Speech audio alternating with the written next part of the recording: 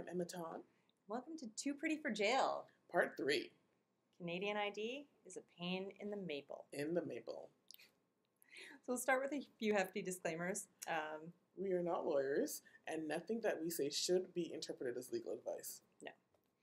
We don't represent any government or government agency. Nothing we say should be interpreted as an official government statement or position. Because it isn't. And this presentation is about Canada. So if you operate and serve customers in other jurisdictions, their laws might apply to you, whether or not you live or work here. Yeah. Hi, America. Okay. So I'm going to start with just some basic reasons that it can be difficult to deal with identification. And part of that is that all of our technologies are, generally speaking, fast and they are global, and regulation is slow and it's local. So if I've developed an application to identify someone, in theory, whatever it is that my application does, I can have everywhere in the world right now. Mm-hmm. But just because I've put it there doesn't mean that it's meeting anyone's regulations. Exactly. That has some maple-flavored implications. Right. Does anyone recognize that picture? If you're Canadian, you do. It's Tim Hortons. It's the Canadian version of Starbucks. And that's our roll up the rim to win. Amazing. Something that only exists in Canada. Only in Canada. We also have a U in flavored. And yes, that is correct. Things are a little bit different here. Something that meets local requirements outside of Canada probably doesn't meet the requirements in Canada, especially if we're talking about ID. By the way, it's zebra. All right. Now you know. The other piece that I want to talk about from a theory perspective is that just because something meets your regulatory requirement doesn't mean that it's effectively managing your risk. So when we talk about how you identify people, we're going to be talking about specific ways to identify people. These are the ways that you are prescribed to have to identify people if you're a reporting entity under the Proceeds of Crime, Money-Laundering, and Terrorist Financing Act. It doesn't mean that these are the best ways to identify people. It doesn't mean that if you do these things, you're going to manage your risk. Mm-hmm. In fact, in some cases, I think you leave yourself pretty open to fraud if this is all that you're doing. Mm-hmm. So without further ado, how do we identify people in Canada? And again, this is only if you're a reporting entity under the Proceeds of Crime, Money Laundering, and Terrorist Financing Act.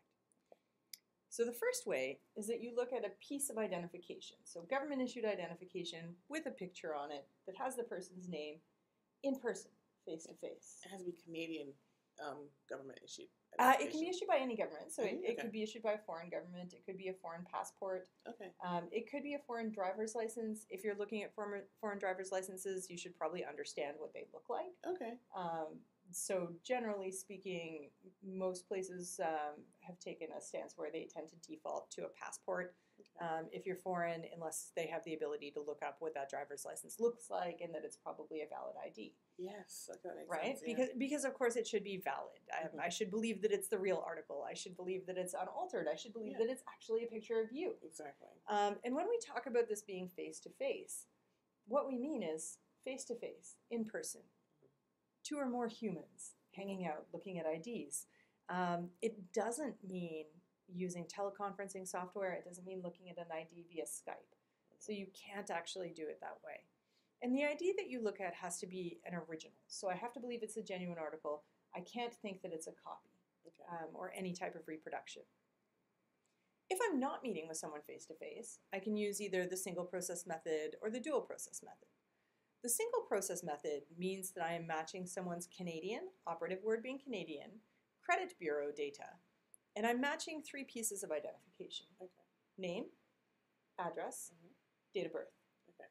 Pam, we're friends on Facebook. Yes. How many of these pieces of identification are you aware of? Yeah. And I don't... She's one of my best friends. I know good stuff.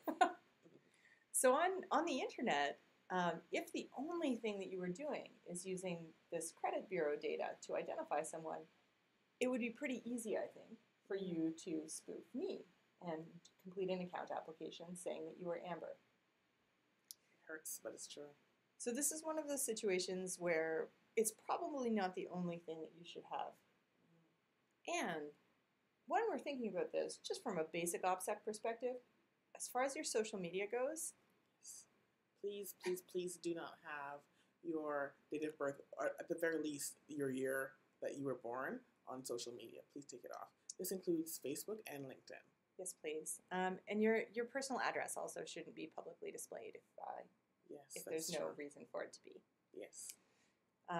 It leaves you open to this type of fraud and people impersonating you to try to get accounts.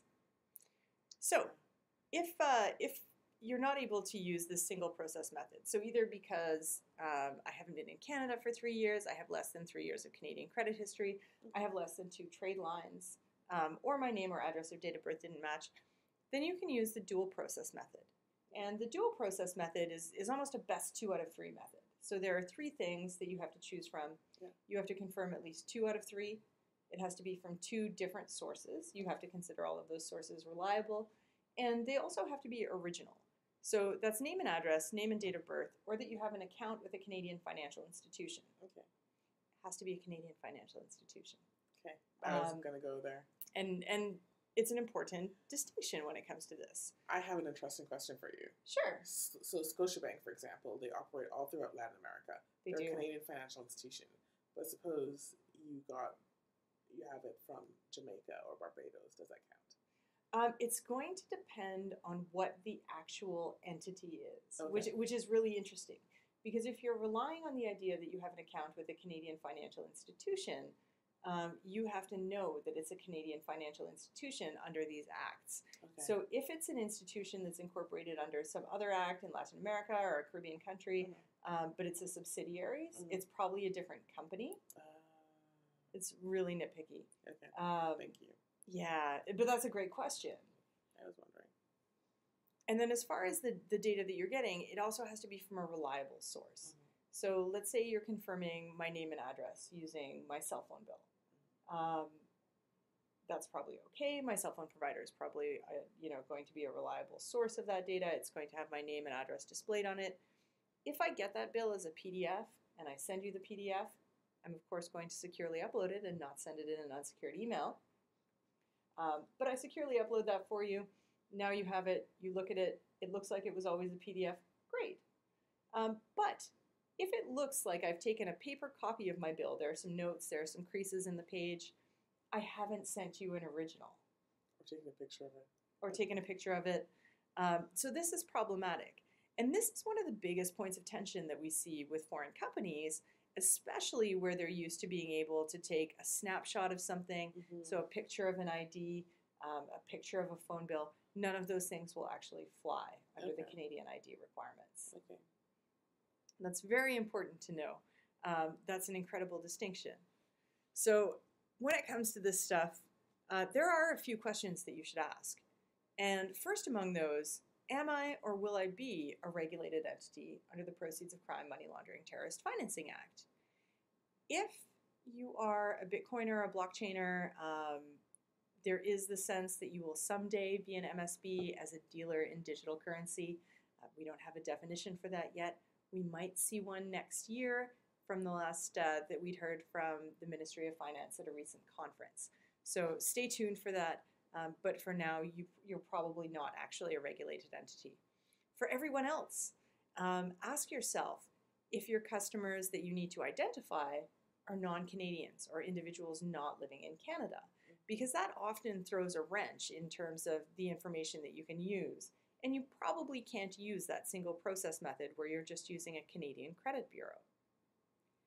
What happens if the identification method that you use fails?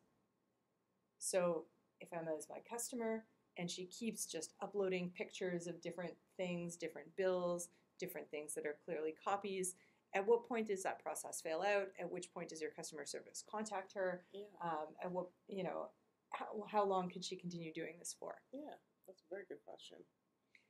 Do you have mechanisms in place to keep that myriad of records that you need to keep from a compliance perspective? So you need to have each of those specific records, and they're different depending on the method that you use. You have to be able to pull that information up and parse it relatively quickly if you get a regulatory request, usually in about 30 days. So these are all things that you should be thinking about as you're designing the back end of your systems. Yeah. And how do you keep this information up to date? That's a big one. So Emma's lovely. She's clearly very trustworthy. Let's say that she's low risk. We've identified her at some point.